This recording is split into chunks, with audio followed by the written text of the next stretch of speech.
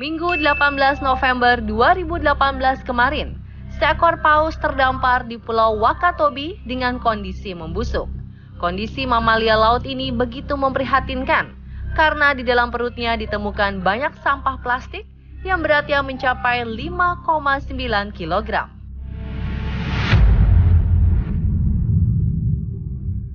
Walau belum tentu jadi penyebab utama dalam kasus matinya paus di Wakatobi, sampah-sampah di laut bukan kali ini saja ditemukan di tubuh satwa.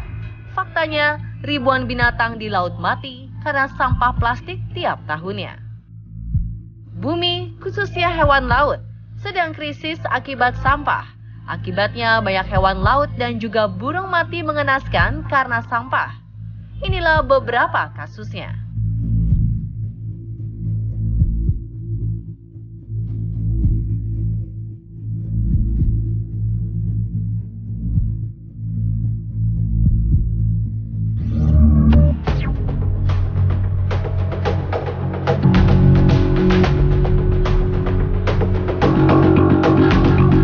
Juni 2018, seekor paus pilot di kanal Songkhla, Thailand, akhirnya setelah 5 hari mendapat perawatan dari kelompok dokter hewan.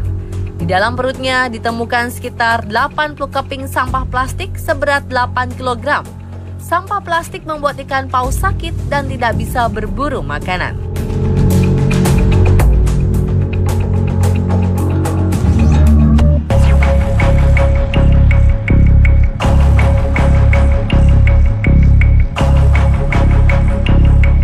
Hanya ikan, burung juga menjadi korban dari keganasan sampah.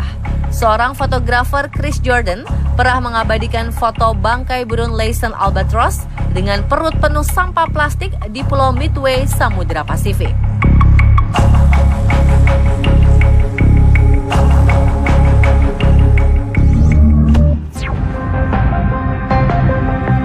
Ada juga anjing laut dan singa laut yang menjadi korban akibat sampah. Tak hanya terjerat oleh jaring dan juga sampah plastik yang mematikan, hewan ini kadang memakan sampah yang menyebabkan kematian. Lalu mengapa satwa laut khususnya ikan tidak bisa membedakan plastik dengan makanan? Kalau kita lihat sekarang, plastik di sini ada 2 ya. Kita jadikan yang kecil dengan yang besar. Kalau ikan, contohnya dalam hal ini adalah ikan paus. Walaupun dia sebenarnya mamal ya, dia cara makannya itu kan buka mulut, dia saring apa ada yang ada di depannya dia telan.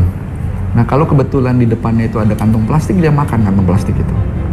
Dan masalahnya kenapa dia tidak bisa membedakan, terkadang plastik itu tidak nampak. Dan dia juga tidak bisa memilih, oh ikan yang ketemu dengan plastik, plastiknya disisihkan dulu, nggak bisa.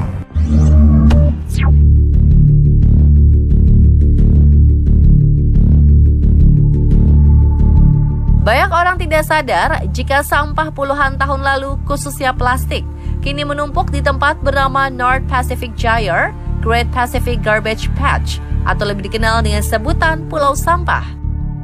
Sekitar 1,8 triliun potongan plastik dengan perkiraan berat 88.000 ton mengapung dan membuatnya terlihat seperti pulau.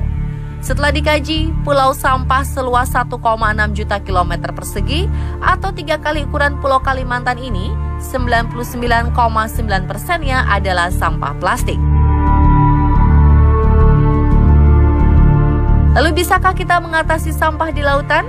Apakah ada cara yang benar untuk mengolah sampah mulai dari rumah sendiri? Jadi yang pertama adalah kurangi. Yang kedua, di rumah jangan dicampur antara sampah yang bisa membusuk dengan sampah anorganik. Yang bisa membusuk, banyak teknologi untuk merubahnya menjadi material yang lebih bermanfaat.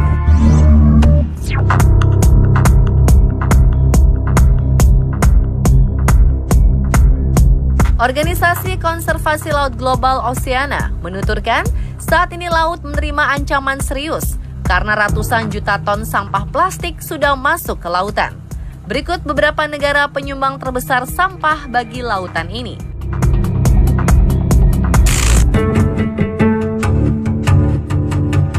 Filipina menghasilkan sedikitnya 2,2 juta ton sampah plastik setiap tahun. 83% atau sekitar 1,8 ton diantaranya tidak diolah dan sekarang mengapung di laut.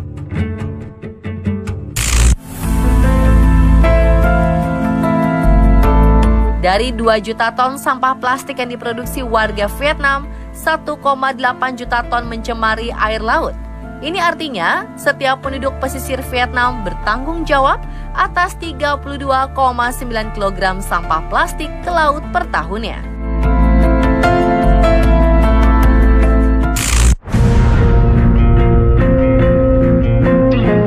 Sementara warga Indonesia membuang sebanyak 87% atau sekitar 3,2 juta sampah plastik ke laut setiap tahunnya.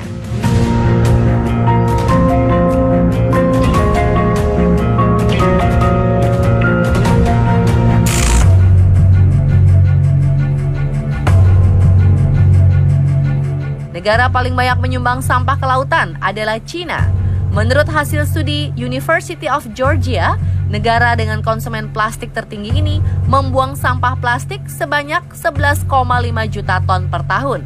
Sebanyak 8,8 juta ton atau 78%-nya terbuang di lautan lepas. Oke, kalau dari TPS itu tempat dikumpulkan sementara. Biasanya dikumpulkan dan akhirnya dibawa ke TPA. Di TPA itu paling banyak adalah ditimbun. Dari masa ke masa itu ditimbun saja. Lalu apa yang kita bisa lakukan? Ada beberapa kota yang melarang penggunaan plastik. Seperti Bandung misalnya. Plastik yang dilarang itu adalah styrofoam. Yang lain yang bisa kita lakukan, kita sendiri lakukan adalah kurangi lagi penggunaan itu. Ada memang teknologi untuk membuat plastik itu lebih cepat hancur di lapangan. Semacam katalis yang dicampurkan ke dalam resin, sehingga masa hidupnya si plastik itu tidak terlalu lama. Bisa dalam 1 tahun dia hancur, bisa dalam 2 tahun hancur. Tergantung permintaan dari user, dan itu ada teknologi. Nah, itu teknologi yang bisa dipakai untuk mengurangi populasi sampah.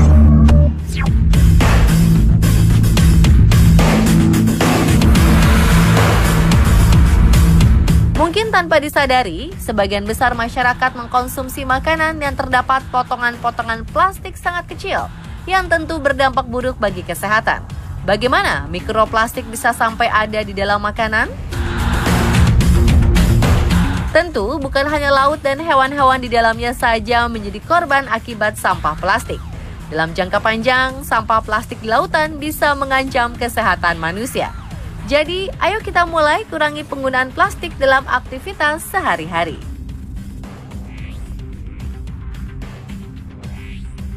Terus update wawasan Anda dengan info unik dan viral lainnya lewat tayangan versi on the spot ya.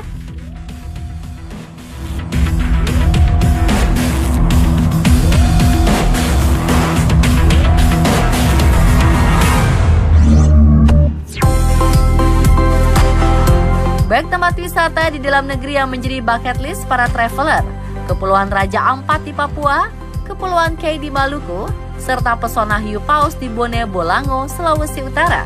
Gak sabar kan nunggu informasi lengkapnya? Tetap di On The Spot ya.